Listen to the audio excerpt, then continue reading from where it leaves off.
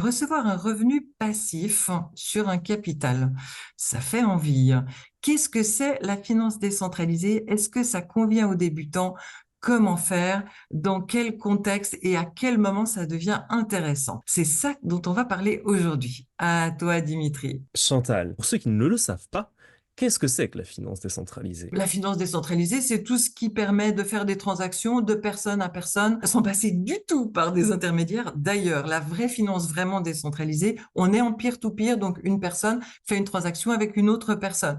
Typiquement, une personne fait un prêt, une autre personne fait un emprunt. Et tout ça, c'est réglé non pas par une entreprise intermédiaire qui va apporter de la confiance, comme une banque, mais au contraire, c'est réglé par un code informatique. Le smart contract, on sait exactement ce qu'il va faire. En plus, on peut vérifier dans les comptes qu'est-ce qui se passe exactement et ça se conforme au code. Le code fait la loi. Et du coup, on n'a plus besoin des intermédiaires parce qu'on voit exactement ce qui se passe et ce qui va se passer. Donc ça, c'est la finance décentralisée qui permet de faire des transactions en direct. Évidemment, ça ne plaît pas à la concurrence, mais il y a beaucoup de banques qui commencent à s'y mettre parce qu'ils savent très bien que c'est l'avenir, de la même manière que à l'époque, les journalistes souffraient de la concurrence potentielle qui allait arriver d'Internet. Ils mettaient les pieds au mur, mais les journalistes qui se sont mis à publier sur Internet sont ceux qui ont beaucoup mieux survécu à l'épreuve du temps. Donc maintenant, on est en train de vivre la même chose avec la finance décentralisée. Qu'est-ce que tu recommanderais à un débutant s'il est intéressé par la DeFi? Je dirais un débutant ne devrait pas faire de la finance décentralisée, tout simplement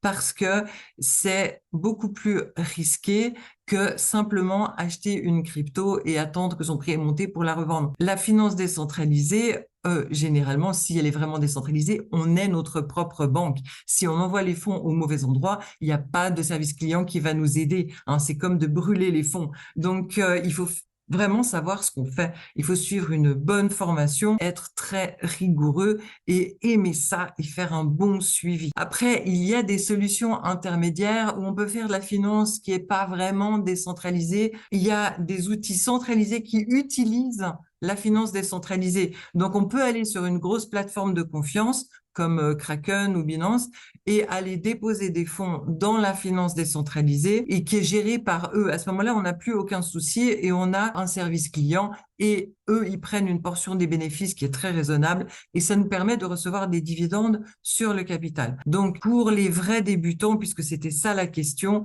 je dirais, il est plus prudent de passer par une entreprise centralisée, même si ça n'est pas dans mon ADN. Moi, je voudrais que le monde entier soit décentralisé, mais après, il faut être réaliste avec les différentes catégories de personnes. Pour les débutants, ce sera mieux de commencer comme ça. Est-ce que tu penses que c'est le bon moment? Vous le savez, on est en début d'une bulle. Si on fait un zoom arrière sur 10 ans, on voit très bien que avec les bulles de 4 ans, on est au début d'une montée. Ensuite, qu'est-ce qui va se passer ces prochains mois, 2025 et peut-être même début 2026?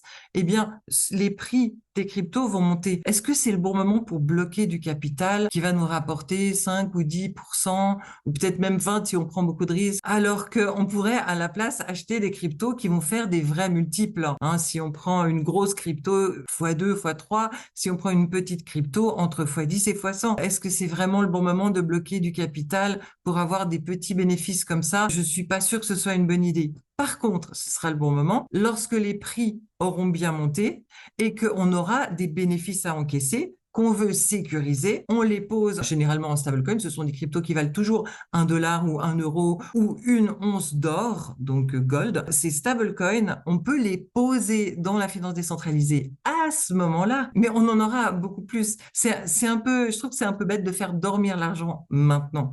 Ou alors juste une toute petite portion. Oui, une petite portion, ça c'est quelque chose que je recommande à mes apprenants dans le groupe privé. Essayons déjà plein d'outils. On y met juste 100 dollars, on y met juste des petits montants. On teste plein d'outils pour être compétent et comme ça, en pointe de bulle ou vers la pointe de bulle, quand on encaisse des bénéfices, on saura quoi faire avec pour avoir un vrai revenu passif avec le pactole, ce qui est le point le plus intéressant dans la finance décentralisée. Merci Chantal pour ces explications. Mais du coup, j'ai une autre question. Si maintenant on vient déposer de l'Ethereum, par exemple, sur de la finance décentralisée, notamment des applications comme AAVE, qui est une application de prêt, on va venir générer des intérêts sur notre Ethereum qui va prendre de la valeur sur ce prochain cycle, comme tu viens de l'expliquer. Est-ce que, auquel cas, ça serait avantageux de le faire? Alors là, tu as raison, Dimitri, c'est un double effet qui se coule. C'est-à-dire qu'on reçoit les bénéfices et en plus, c'est basé sur Ethereum, dont le prix va probablement bien monter. Je reviens au début de la question. Pour les débutants, c'est risqué. Est-ce qu'ils vont le faire bien? Est-ce qu'ils vont pas se faire hacker? Est-ce qu'ils vont être sûrs de faire les transactions bien comme il faut?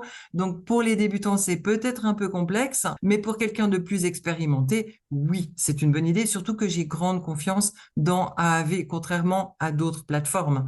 Donc là, ma réponse, c'est oui, c'est très intéressant, mais pour les personnes bien formées, bien expérimentées. Merci Chantal pour toutes ces explications. Avec plaisir.